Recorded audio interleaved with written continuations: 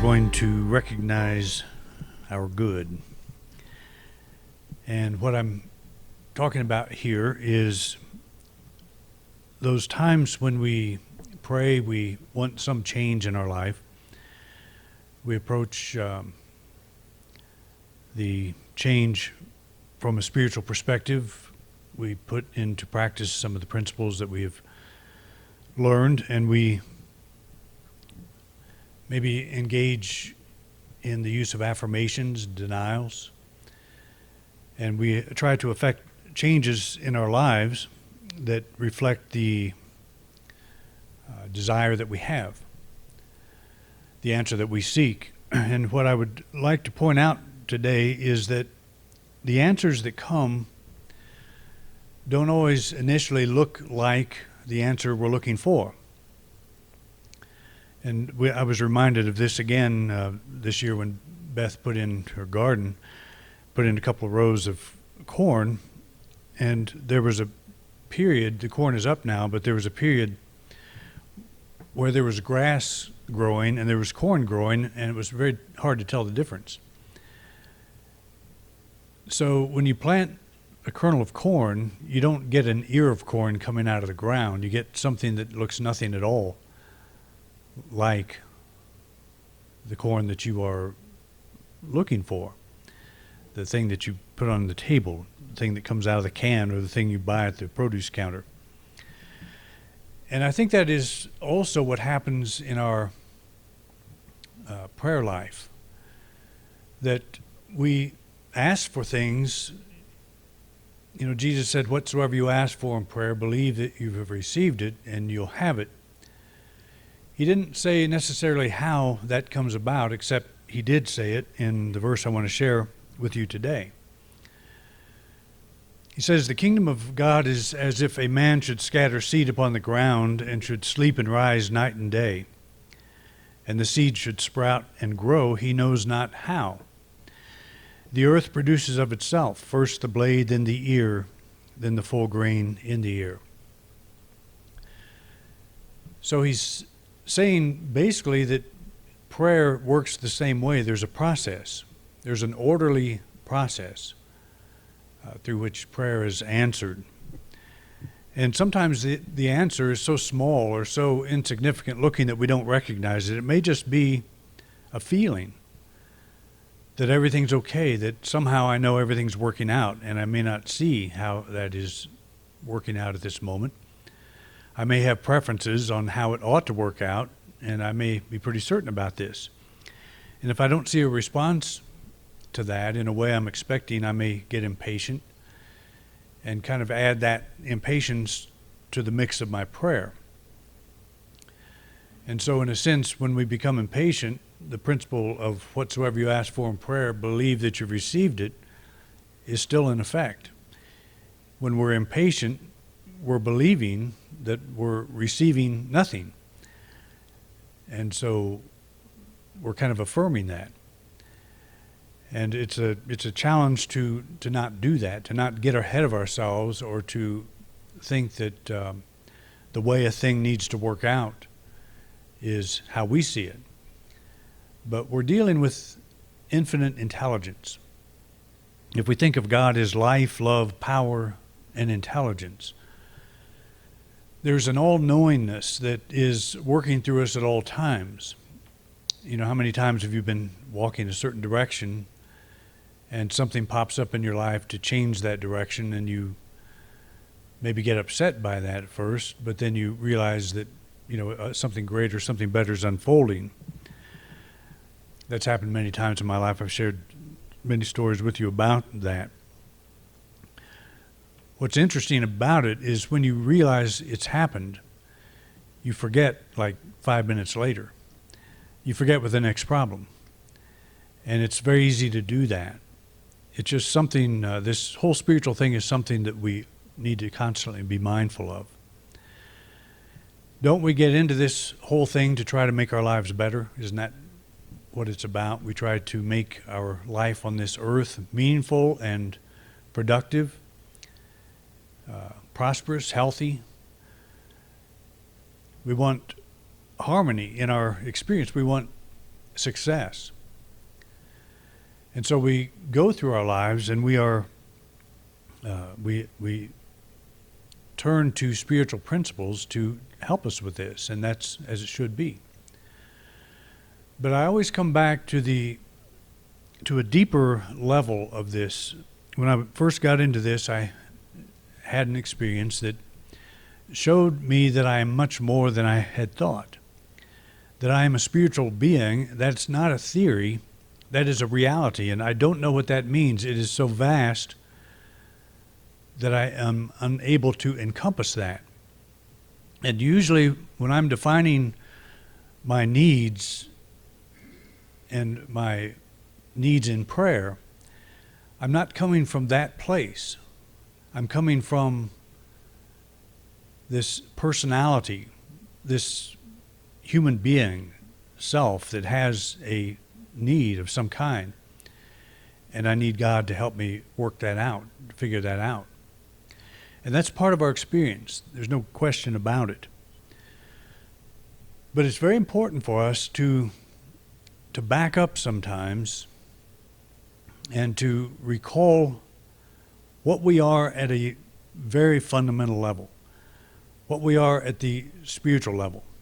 That's one thing I like about going back to Missouri, is that's where I grew up, and I kind of get re-engaged with my roots. And I'm always glad to get out of it. I'm glad to leave again.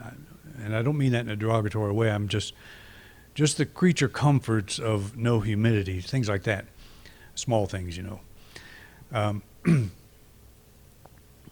But it gets me back in touch with a level of myself that I forget, you know, because I've been gone for so long. And it's a part that I like. It's a part that is familiar. It's a part that feels good and feels strong and feels like, because it was in Missouri where I had my spiritual awakening. That's where I discovered the whole unity thing. And it brings back that whole period. It was a very dynamic period when I first got into all of this. It was before I met Beth and before, you know, that my whole 42 years of marriage began.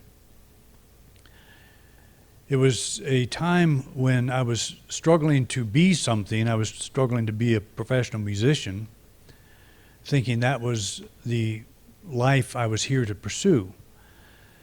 And there being a great discomfort growing through that pursuit, to the point where I felt like I just didn't know who I was anymore, didn't know what the whole thing was about.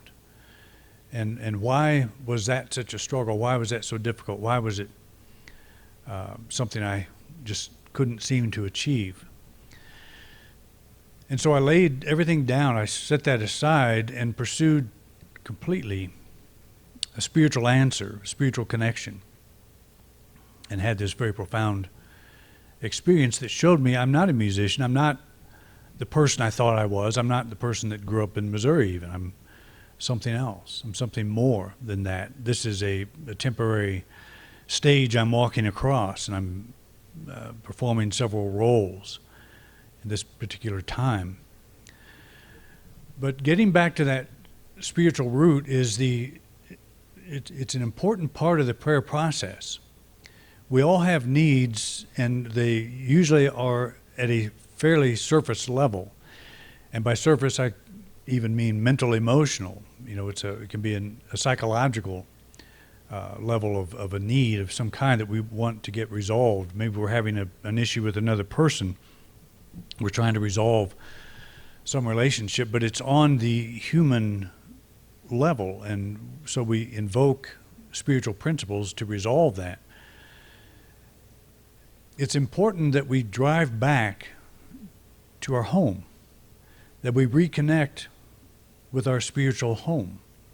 Otherwise, we don't always recognize the answer that comes to us. The very resolution to the thing we're praying for, we won't recognize it because we're out of sync with ourselves. We're out of sync with what we are at the deepest level. And when you think about it, that is the sole answer that we're seeking. When you're trying to resolve something, when you're trying to solve a problem, what you're really trying to do is get back to your own center of peace, your own center of power. You're trying to get back home. You're trying to get back to yourself. And you're saying, if I just resolve this thing, if I just pay that bill, if I just get rid of that collection agency, whatever they are. I had one of those. We had one of those after us for 6 months one time. We had somebody tap into one of our credit cards, and they did it 6 times. We got the first 3, and we thought it was resolved, and it wasn't. There were 3 more charges there, and so that shows up on the next bill. Well, I never looked at that bill because I thought it was all resolved. So we started getting this call from a collection agency, and it went on for 6 months. And I'm talking like 8 to 10 calls a day from these people, and we would try to get it resolved. And there's things like that that you just don't want in your life. You know, you just don't want them. It was nothing we did.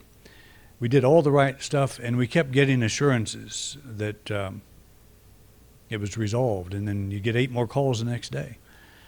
Just that kind of thing drives you crazy, and that's so much of what we get into in this earth life. It has nothing to do with anything, it seems. Maybe you could say, well, it will teach you patience. It didn't teach me patience. Maybe it tried to teach me patience, but I did not learn patience. Every time I'd hear this voice, I would actually want to kill this person. I just don't normally think of people like that, but I don't know what I learned from that. We finally got relief. We got hold of some government agency, and they stopped it that very day. They saw what happened and ended it. But there's those kind of things that will pull you out. And so, you know, you can sit down and pray that that goes away or gets resolved in some way, and you think you know all the ways to do that. But that's not the very best kind of thing to pray for, you know, to resolve. That requires action, requires things from our part, you know, from our end that to get them resolved. And they can happen to anybody, especially now. You know, that's such a big thing these days, that identity theft and all that kind of thing. It's just crazy what we're all confronted with as human beings. I'm not going to come back for a long time. Maybe after that next asteroid, you know, where it just destroys everything, we start over. And we don't have computers and credit cards and all that stuff when the world is much simpler. I don't know when I'll come back. Maybe I won't come back at all. Who knows? But I forgot what I was talking about. Let me see if I can remember what I was talking about here. Well, let's go on to something else. So there's 2 principles involved here. When you plant a seed, an invisible force takes over to cause it to sprout and grow. I know what I was talking about. You are responsible for the sowing, not the growing. So what I was saying is we want to get back, you know, we want to resolve the problems in our life. We want to resolve the issues, but that doesn't give us what we're actually looking for. You know, fixing that credit card thing was not, you know, there's peace in not getting 8 phone calls a day from a collection agency. There's a level of peace there, but that is not a satisfying, deep knowing. It's a very different thing. It's a problem you want to resolve, but I'm talking about something more substantial. I'm talking about a homecoming, a spiritual homecoming. And so we come back to this, and what we're doing here is we're acknowledging there's this invisible force. Call it God, call it whatever you want, whatever you're comfortable with. I like creative life force myself. But it is always working through us, and its prime objective is to bring us home, is to keep us aware that it is there supporting us all the time. It is the source of our being. When you're having these outside issues, you're having these things going on, there is still this complete peace that is there. There's this complete power that is there, and it's waiting with open arms. It's the Father welcoming back the prodigal son who's done all these, you know, gone off in the far country. Unconditional love, absolute unconditional love. That's what I experienced in myself. It was beyond anything I was trying to achieve. And what I realized in my highest moment is I don't have to strive to achieve anything. I'm already there. I've already got what I'm looking for. It's just that I cover it up. I get so involved in external things that I cover it up. But there is this thing, you take a seed, and this force is at work even while you hold that seed in your hand. But it goes to work, it manifests as you drop it into the ground, and this whole process takes over. You don't cause it to sprout and grow, but you do make the choice as to what kind of seed that you put in the ground. So what kind of seed do we want to put in the ground? We want to get off of the battlefield of life. And that is, just set everything aside for a time and pull yourself back until you know that you're okay. Just be still and know that I am God. That's a beautiful, beautiful statement. Be still and know. That's what we want. That be still and know, that is finding your center of power. And when you find that center of power, then that collection agency doesn't sound so bad or look so bad, or you see maybe a way to deal with it. There's always going to be something, something like that gets in our way. There's so many things in life, so many rules and regulations, so many unnatural things that are kind of put out there so we can all function as a society. Some of it makes no sense, but it's there for us to contend with. I just signed up for Medicare, and there's all kinds of stuff, around that. I think when I was 64, I started getting mail about all the supplements and all the this and that. I don't want to deal with that stuff. I did, and I do, but I don't want to. It's like that will rob you of your peace of mind if you're into that kind of, you have to deal with that stuff. So we have to pull ourselves back and say, that's the surface me. That's part of the me that is showing up on this planet, but it's not me. And if I get real wrapped up in that stuff, I start feeling powerless. I feel like I have no power. And that kind of eats away at us. And then you got that feeling about this one thing, and then something else pops up and adds to that powerlessness, that sense of powerlessness. And pretty soon you feel like an empty shell, just filling in blanks, filling in forms in life, life's forms. You just fill in forms. How many of you like filling in forms? Nobody? Forms. There's a form for everything. It's just pretty incredible. But that's what we do now. That's part of our life. So if we're going to let things like that take us down, there's plenty of opportunities, and it will take us down. So we have to keep remembering, what is this spiritual thing about? It's not about solving all these problems. And if it is, then it's just you're on a treadmill. You're the hamster in the wheel. You run, you run, you run. And where do you get off? You get off right where you got on. Same place. You don't ever make any advances. I think I've told you the story about the hamsters we had. I think we had 6 or 7 of them. Well, we started with 2. And you know how that goes. Hamsters should be set free, actually. They're just... So they started breeding and had a bunch of babies, and they made a great escape one day, and there were no hamsters in the cage.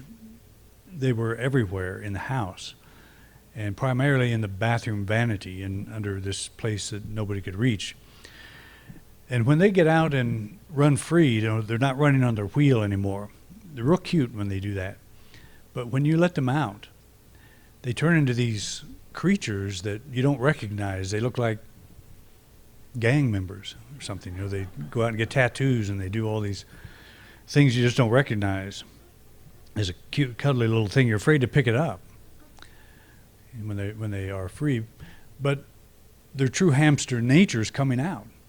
When they're out of the cage, they're not running on this stupid wheel anymore.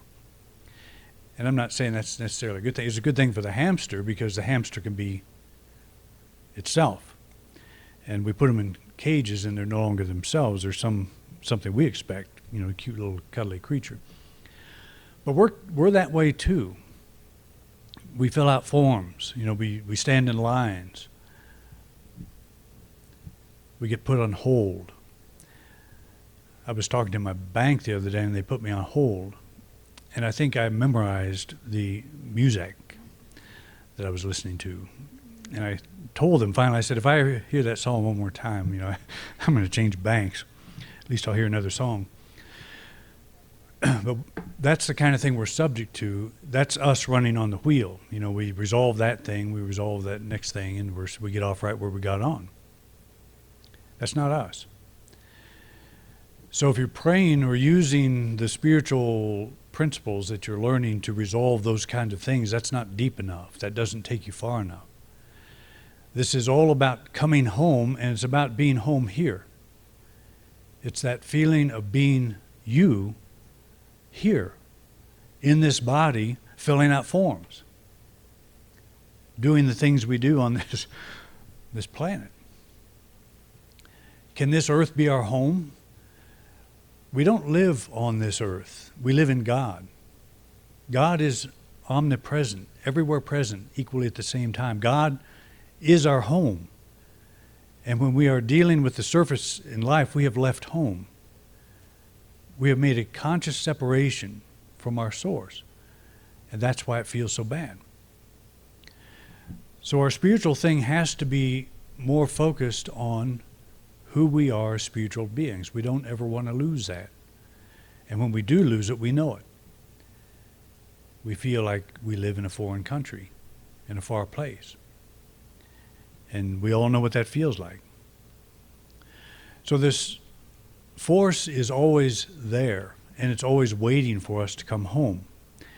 It's the living force that is there when you drop that seed in the ground. It starts engaging that seed because it's always there. It's there waiting. Once the seed starts to grow, it follows an orderly process that begins so humbly we may not recognize it. So you're praying for prosperity, say.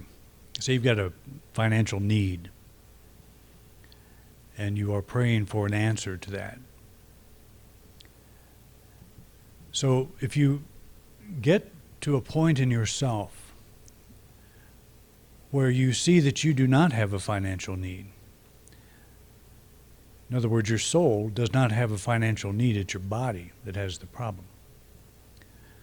At the deepest level of your being, you don't have a financial need. And this is not just a word game, a pretend thing. It's truth. When you leave your body, you're not going to take your wallet with you. I think it was Bob Hope that said when he died, he was going to have it all melted down and shot into his veins so he could take it with him. But we don't take that with us. We are complete in and of ourselves, and we are defining ourselves as something less than that when we're having a challenge. So we want to pull ourselves back. And the first step is to touch that center of power.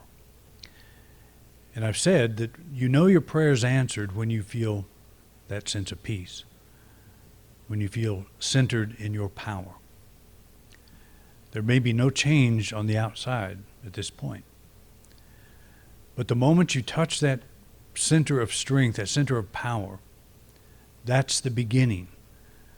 That's the blade. That's the dropping the seed in the ground, and then the blade will come up. But you may not recognize that as the answer because you don't see even a blade out there. But until you see the blade, just keep pulling yourself back to that place of power. And just hold that thought that everything is working out in divine order. First the blade, then the ear, then the full grain. There's a process that occurs. And be willing to let it work out in a way that you're not expecting. I like the affirmation that my good is winging its way toward me now. It kind of opens your mind to the, and that's what I did with the little poster with the dandelion, the seed flying off, that your faith is the seed riding the wind. The dandelion doesn't know where that seed is going, but it is designed perfectly to let something come and pick up the seed and carry it someplace and land in the perfect place. That's faith. That's a knowing. And there's so many of these seeds, they are all taken out, go in different places. And that's the attitude that we have. It's like, I don't know where this seed's going to land, but I know it will, or one of them will. And there will be the answer that I need. It's a knowing. But you don't get that trying to track down the seed. You get that being the dandelion. Letting the dandelion be who it is and what it is. This is who I am. This is what I do. I let go. And in that letting go is my answer. But it's not a powerless place to be. It is finding your center of power. When the manifestation begins to occur, we often do not recognize it. It may appear as a feeling of success, or a change in circumstances so slight we consider it inconsequential. Just get in the habit of saying to everything that happens, "Thank you, God." And that takes your mind to a place beyond the appearance. As I think I said on the back of the bulletin, if you're praying for prosperity, you find a dime on the floor, see that as a manifestation. It's not going to pay your bill. But just see that as, get in the habit of seeing God is now responding to that need. And is responding in a way that's bringing you home, getting you back in touch with who you are at the deepest level. That's your answer. That's what you're looking for. That's the peace you're after. Peace of mind. That's what we're after in everything we pray for. That's the ultimate answer, is peace of mind. Keep your vision on the full grain in the ear, that is what you want to see manifest. But learn to recognize and give thanks for the blade when it appears. The slightest change in circumstance is evidence that your desire is manifesting. So if you think as, I can't remember the author, that the name of the book was It's All God. Anybody remember that person? You'd know it if I said it. So would I, actually. But anyway, that's the title of the book, It's All God, is a very good affirmation that, it looks like nothing's happening, it's all God. It looks like a little manifestation occurs, it's all God. It's the acknowledgement of the truth that we live and move and have our being in the very thing that we're seeking, God. We rise from this source.